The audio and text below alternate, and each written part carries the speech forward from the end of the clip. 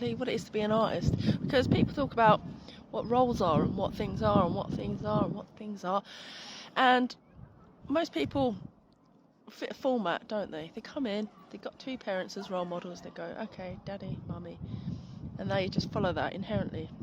Some people just don't. Like, and you go, why? Oh, and in like strict cultures, that's just like punished. And this is what it comes down to, like religions and everything else. They punish that which does not follow. And then you create things like black sheeps or labels or people that become artists or things like that, because they just don't want to inherently plop out another one and make a mini-me and follow the structure, because they see the pain, the suffering, they see the tapestry, they see the matrix. The matrix is the matrix, which is basically, this is how I see it. A mind, a soul, comes in and goes, bosh. We get programmed from 1 to 7 predominantly, and we see the acceptance of weapons and wars and stuff like that. And my primary school never accepted it. It was primary programming 101. It's all propaganda and it's bullshit. And as I would pursue the arts, I realised that as a primary school with an arts council above everyone, they predominantly were programming us to be the kid that goes and plays in the traffic and has an opinion about it.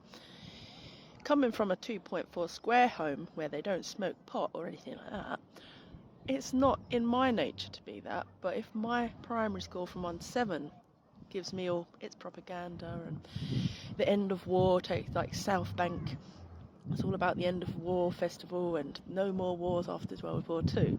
That's my primary programming, right? So that's what I am.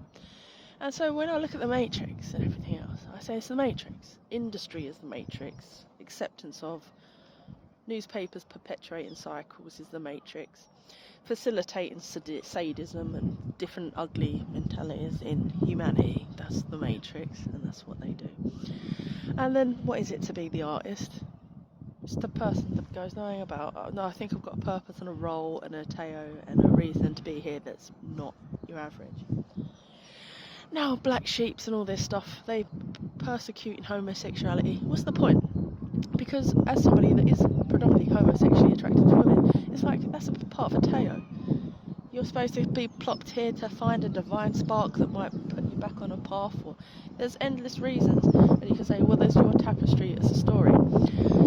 People, like, I grew up in the worst, well, not the worst obviously era, but it was all coming through as Adam and Eve, not Adam and Steve, Ricky Lake, and it was like, castrate them rather than put them in prison. And you had all sorts of commentary going on around the TV box, the goggle box when I was growing up. It's really pretty harsh and bad. And it's still talking about killing people for not, and stuff like that. It's pretty heinous. And you go, okay, so why do you attract the curse? Said the curse. Well, French call it the curse. But then the French say, do anything in May. So they might have a homosexual experience just to tick it off a box and make it a curse for your English person. Because the programming, your matrix. So the more you're aware of like what your exterior environment is and what it's not, the more you overcome it and rise, so to speak, popping out of the fifth dimension. All these new terminologies that New Age people are using. Now there are people in religious facets, like Hick America, that would say, demonize they it's the devil's talk, it's like those kind of people. And it's all bullshit because they're just institutes and industrial serving monsters. They never stopped weaponry, they never stopped wars, they killed in the name of Christ, this all stupidity and bollocks and immaturity of the soul. Because Christ would not see anyone suffer, so therefore he doesn't want the mother of that boy shot, or that boy shot, or that boy shot to suffer, so therefore you don't shoot someone else, you don't pick up an arm, and arms isn't an equality tool. As an artist, I was trying to communicate reasoning in the science behind why you shouldn't kill black holes, maybe cancelling out your own soul, not going on to the next level. 101 different reasons in the matrix, in the simulator, rah-de-rah-de-rah. Now, I've been communicating this stuff for over a decade, and the more you think you know, and the more you're trying to bring it forth, it seems the more people attack and demonise because they're in a picture that is just a presentation to them that makes sense, even though it doesn't make sense, and it facilitates and enables evil in the name of killing everything else egoically. But they've been entertaining it forever and a day, and it all comes down to money forever and a day. 9/11 was probably an inside job. Man was wearing a watch that was always pointing 5 to 11, and it was just 9/11. And they built that set knowing that they were one day going to destroy that set, in my personal opinion, because people come into the pub with tarot cards with burning decks saying they're going to take down the monetary system. So one world orders and hip-hop culture and all these things. You can say what you like about it. People say conspiracy theory or nuthouse stuff. It's absolutely just the bona fide truth to you. It resonates with your soul as you're growing up and seeing these truths. And other people resonate with you and you go, yes, I know. I can see that and sense that. Institutionalized evil or masonry or Knights Templars connected to the banking system and the rise of the Bitcoin and the fact that you're so cut off from everything and you're sitting here talking on a TikTok or an app that is owned by somebody else or something else or something else. And I can sit here and talk like the most enlightened human being and say it's somebody else's money and they have governance over my whole identity in life because I'm just a person with a birth certificate that is owned. And that's the evolution of slavery. And there's 101 different glorious teachers out there. And they're not, I'd like to say that they're not endangered people, but I've been arrested for pretty much just talking my mind, let's be honest. Whether under the influence of alcohol or not, just talking my mind. I've spent in total 84 hours in a cell for just talking my mind. I mean, there was no crime committed. It was just misogynistic hate circles and whatever. It's a crime against me, but nobody's really bothered. They just allowed it.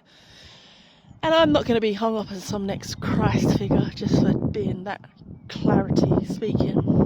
You'll get on with your life and pick up a weapon and kill people like you've got any reason to when the world raises its vibration and everybody rises and says, yes, oh yes, I've realised what this subconscious programming is. I've realised what the nature of my external environment and its effect on my soul when I'm harmonised with myself. And actually there's no allowing it because people are becoming very spiritual. And so basically I won't go over, try to keep this to 10 minutes because I talk, once I start talking, time flies when you're having fun. I'm happiest when I'm talking. I was called chatterbox at primary school. I was trying to formulate sentences before I could even think or talk. But strangely enough, people like me, whatever, I'm a complex, I'm an erratic person and I lose my way, and I have done. And I find myself on a screen dependent on social media, which can and be perceived as the oppressor when you expose yourself to a bigger society without the accolades of a agent or a person that can support you when you're stuck in, slammed in a cell. I've only got my PA, which is my mum. Me and her kind of, it doesn't bode well to punish someone like myself who has just nothing but the best intentions and wants to employ her working class forced into background, and all the dots connecting the dots have provided me with a lot of solutions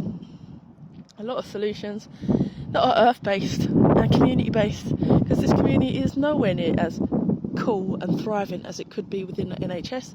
NHS is, yes, they're the foundation stone and people say they are it, but unless they embrace every ideology that can advance them, and I was happy to learn that they do embrace some alternative medicines from the East and other such things, and Reiki. I was happy to learn that they do embrace those things because they don't tackle the source of anything. They always apply the pharma, and we know this stuff.